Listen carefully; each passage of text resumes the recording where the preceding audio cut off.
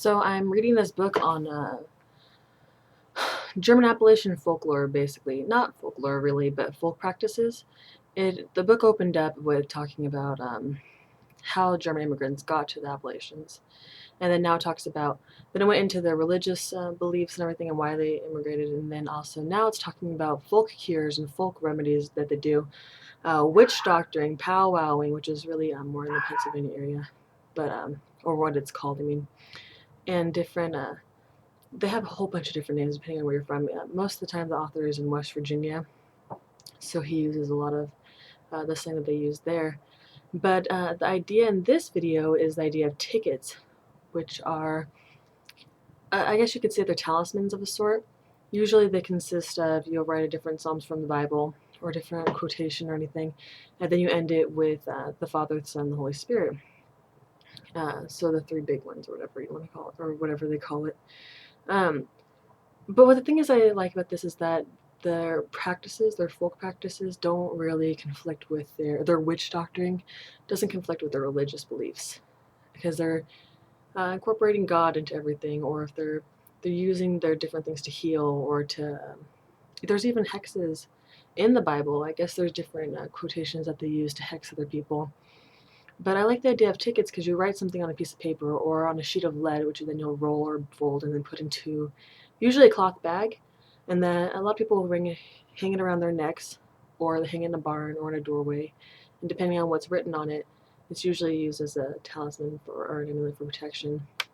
But a lot of the times they will bore a hole in a tree, and it depends on what it's for. Like a fruit tree or something, I guess, is when you're trying to. Well, never mind, I won't get into that. It depends on where you're from and your family's practices as well, because there's like families that have been here that are still there today that have been there since they first immigrated.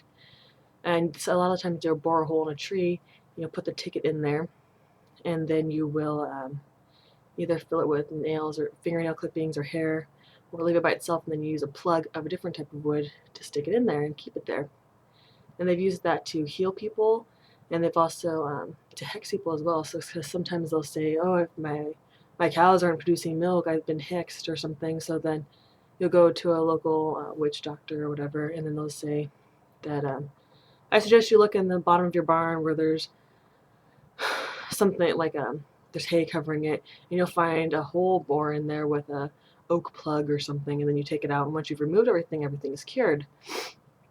Also, they've talked about a witch who had a house on top of, or a tree on top of her house, that she stuck a cherry tree, or it was a cherry tree, that she stuck pins into, and every pin she stuck into affected a different person. That was her will, that she wanted to curse. But I guess this idea has been, I think they can trace it back to the Greeks, but I think it's more from I think that the more believable part that I've seen here that's more connected to exactly what they're doing is, I think the Celts either brought it to Germany or something of that nature. And they're probably raiding each other, and somebody passed this along or something. So in their belief, when you carry a ticket on you, if you want to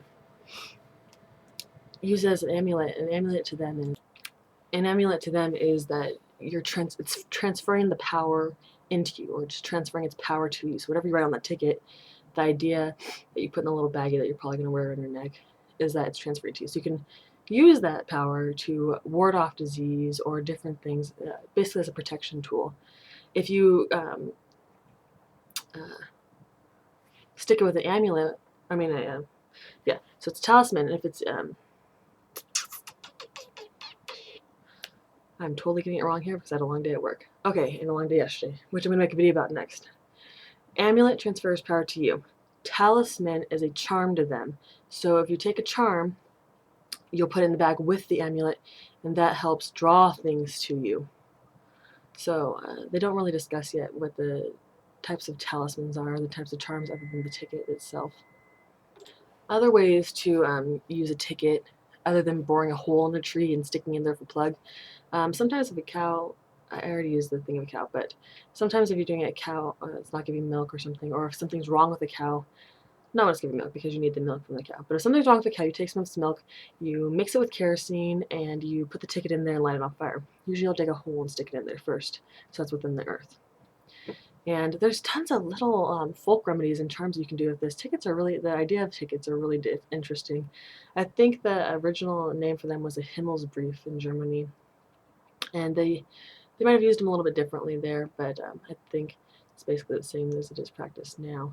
And I don't know, the different Appalachian folklore things that I'm reading about are really they're pretty interesting. Like I connect a lot of it to the hoodoo stuff that I practice, and I'm seeing that I can incorporate a lot of these different things into my personal practice as well.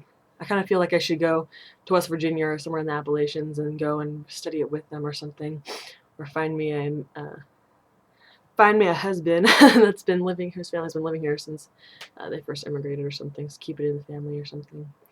Yeah, but that's basically just a little brief thing on tickets. I was reading about it today, so I thought it was really interesting and I wanted to share with everybody because it's not, I know you can use sigils and different other charms and everything, or I mean different writing things to send your magic out there. A lot of people write something and burn it to send it out into the universe, or they'll bury it to make sure that it stays within the earth and that it's grounded. Um, but boring into the whole things is kind of, or boring a hole into the tree thing is kind of interesting. I've heard of it before, but um, the way they practice it and some of the ways they practice it is kind of interesting. So yeah, I hope you enjoyed this video. I hope you got something from it. If you did, or if you live in the Appalachians and you're watching this, please please tell me your how you use tickets in your practice. I'd love to hear it. I'm absolutely fascinated by this now. So yeah, thank you for watching another one of my videos.